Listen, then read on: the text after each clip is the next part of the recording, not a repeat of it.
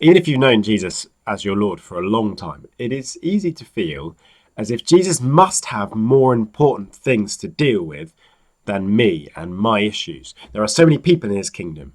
There are more people in his kingdom worthy of his time, not sinful old me. And it's easy to tell ourselves that we're not important to Jesus. We can't be that important to Jesus. We don't deserve it.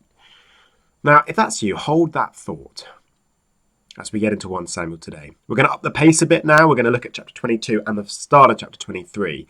And we get, in this chunk, we get a clear contrast between Saul, the king who's on the throne, and David, God's king in waiting. Now, in chapter 21, we saw David's escape from Saul, and we saw how he kind of lied to get away. And there was that kind of questionable, maybe understandable kind of behaviour from David. But in this chapter, we see David at his very, very best. Now, first, we see him as a selfless leader. Just note when you read it, verse 2, who are the people that David welcomes in to his group of exiles? Who does he want? But also notice him as a son. He goes and he knows that now that he's a target, that his family are in danger. And so what does he do? He puts his attention into making sure that his mother and his father are safe.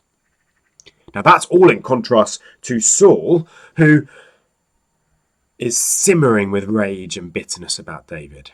And when he finds out that David was helped by the priest Ahimelech, well, you'll read about how horrific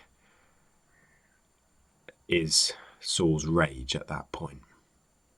A horrific paranoid episode, one of Saul's worst moments as he massacres a town.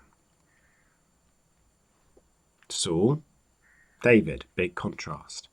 And finally, at the beginning of chapter 23, we're back on David again.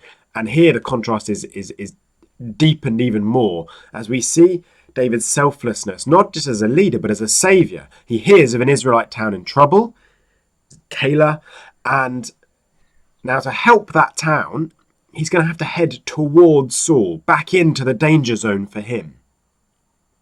But David will do that because he cares, because that's what's important to him.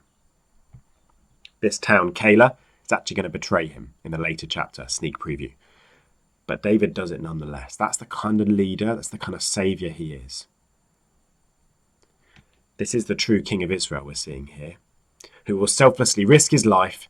And here we see him invest his energy and his time and his blood for others. Now, when we see David here, we're seeing the final King of Israel at his best. You wonder if Jesus cares about you, thinks about you, thinks you're important. Well, let me tell you that David would have, the David we read in this chapter, and he is only a little reflection on the true King, Jesus. Have a great study. See you soon.